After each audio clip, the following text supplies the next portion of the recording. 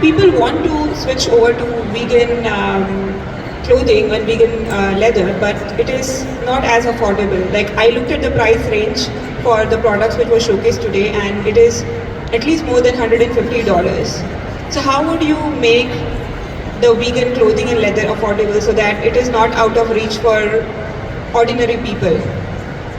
Yeah, sir, I can't see where you're asking from. But hello there. Thank you for asking that question. That is a concern. So we have a variety of price ranges, just like non-vegan products. And I would recommend using like something like Pixie Mood. They have very affordable materials. They use recycled materials. So although it's not plant-based, it's still diverting plastic waste from going into the landfill, giving it one more life. So I would recommend that. And then just like how the luxury brands are there, we have luxury vegan handbags as well.